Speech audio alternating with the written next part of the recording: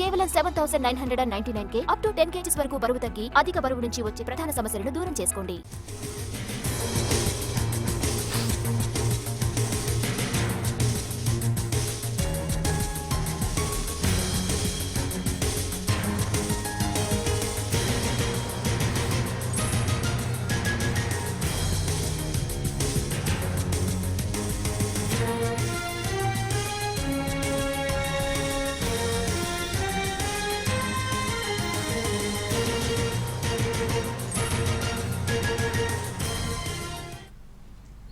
NDA అభ్యర్థి రాధాకృష్ణన్ కు పోటీగా ఇండియా కూటమి అభ్యర్థిని నిలపాలని చూస్తోంది. ఇందుకోసం పార్లమెంట్లోని ఖర్గే కార్యాలయంలో ఎండీ కూటమి ఎంపీలంతా భేటీ అయ్యారు.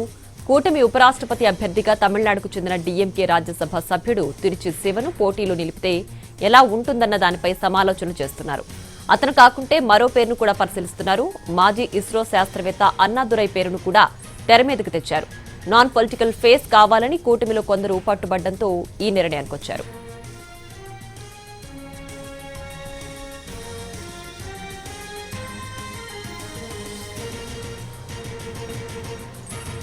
ఇక ఖర్గే నివాసంలో ఎంపీలంతా కూడా భేటీ అయ్యారు. దీనికి సంబంధించి పూర్తి డీటెయిల్స్ మా ప్రతినిధి ప్రసాద్ లైవ్ లో అందించడానికి సిద్ధంగా ఉన్నారు. ప్రసాద్,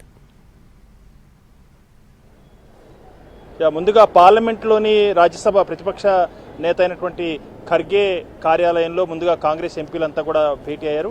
ఈ సమావేశంలో అన్ని అంశాలను చర్చించారు. బీహారు ఓట్ల చెందినటువంటి అంశంపైతో పాటు ఇతరత్ర అనేక అంశాలపై కూడా చర్చించడం జరిగింది. ఆ తర్వాత ఇప్పుడు ఖర్గే నివాసంలో, అధికార నివాసంలో ఎన్డీఏ కూటమి చెందినటువంటి నేతలంతా కూడా సమావేశం అవుతున్నారు. ఈ సమావేశంలో ఉపరాష్ట్రపతి పదవికి అభ్యర్థిని ఎవరిని ఎంపిక చేయాలనే అంశంపై చర్చించనున్నారు. ప్రధానంగా డిఎంకే చాలా ప్రధాన భాగస్వామ్య పక్షంగా ఉంది కాబట్టి డిఎంకే చాలా పట్టుబడుతుంది. తమిళ వ్యక్తినే ఉపరాష్ట్రపతి పదవికి అభ్యర్థిని ఎంపిక చేయాలని చెప్పి పట్టుబడుతుంది. దీనికి ప్రధాన ప్రతిపక్షంగా ఉన్నటువంటి కాంగ్రెస్ పార్టీ కూడా మద్దతు ఇస్తుంది. ఈ నేపథ్యంలో తృణమూల్ కాంగ్రెస్ గతంలో లాగానే రాజకీయాలకు అతీతంగా రాజకీయాలకు సంబంధం లేనటువంటి వ్యక్తిని మాత్రమే ఉపరాష్ట్ర పదవికి అభ్యర్థిగా ఎంపిక చేయాలని చెప్పి పట్టుబడుతుంది. గతంలో ఈ అంశంపైనే మార్గరెట్ అల్వాను ఎంపిక చేయడంతో తృణమూల్ కాంగ్రెస్ సుసేమిరా దాన్ని అంగీకరించలేదు. ఆ మేరకు ఓటింగుల్లో పాల్గొనకుండా దూరంగా ఉంది. ఈ నేపథ్యంలో తృణమూల్ కాంగ్రెస్ను కూడా ఏదో రకంగా ఒప్పించి ఒక ఏకాభిప్రాయానికి రావాలని చెప్పి ప్రతిపక్ష నేతలంతా కూడా సమావేశమవుతున్నారు. ఈ సమావేశంలో అన్ని అంశాలను చర్చించిన తర్వాత ఒక నిర్ణయం తీసుకునే అవకాశం ఉంది. ప్రధానంగా డిఎంకే సీనియర్ నాయకుడు రాజ్యసభ సభ్యుడు తిరుచి శివను ఎంపిక చేయాలని చెప్పి ముందుగా అనుకున్నారు. ఆ తర్వాత ఇస్రో శాస్త్రవేత్త చంద్రయాన్ 1, చంద్రయాన్ 2 ప్రోగ్రామ్ డైరెక్టర్గా ఉన్నారు. అదేవిధంగా మార్స్ మిషన్ కూడా ఆయన ప్రోగ్రామ్ డైరెక్టర్గా ఉన్నారు. ఆయన్ని ఎంపిక చేయాలని చెప్పి కూడా కొంత మేరకు చర్చ జరుగుతుంది. ఇది అతి కొద్దిసేపట్లోనే దీనికి సంబంధించి నిర్ణయం తీసుకుని అధికారికంగా ప్రకటించే అవకాశం ఉంది.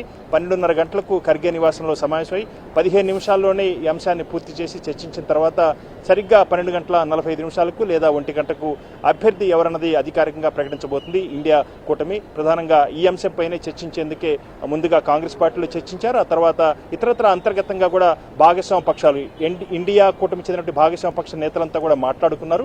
ఇప్పుడు అధికారికంగా ప్రతిపక్ష నేత ఏఐసిసి అధ్యక్షుడు ఖర్గే నివాసంలో సమావేశమే అమెరికా అంతిమంగా నిర్ణయం తీసుకొని అభ్యర్థి ఎవరన్నది అధికారికంగా ప్రకటించబోతున్నారు. ఖచ్చితంగా పోటీ మాత్రం తథ్యం, పోటీ జరిగే అవకాశం ఉంది. ఎన్డీఏ కూటమి చెందినటువంటి పక్షాలకు చెందినటువంటి ఎంపీలంతా, ఉభయ సభలకు చెందినటువంటి ఎంపీలంతా కూడా ఉన్న సంఖ్యను చూసినట్టయితే దాదాపు 422 మంది సభ్యుల బలం ఉంది ఎన్డీఏ కూటమికి. కాబట్టి ఖచ్చితంగా గెలుపు సునాయాసమే. అయితే ఎంత మెజారిటీతో గెలుస్తారు అన్న అంశంపైనే వేచి చూడాల్సి ఉంది. గతంలో 2022లో జరిగినటువంటి ఎన్నికల్లో జగదీప్ ధనకర్కు దాదాపు 528 ఓట్లతో భారీ ఆధిక్యంతో ఆయన గెలవడం జరిగింది ఉపరాష్ట్ర పదవికి. అయితే ఈసారి ఆ పరిస్థితి ఉండకపోదన్న అంశాన్ని కూడా ప్రతిపక్షాలకు చెందినటువంటి నేతలంతా కూడా అంటున్నారు. చూడాలి ఏం జరుగుతుందో, అభ్యర్థి ఎవరు అన్న అంశంపైనే అందరూ కూడా ఎంతో ఆతృతతో ఎదురు చూస్తున్నారు.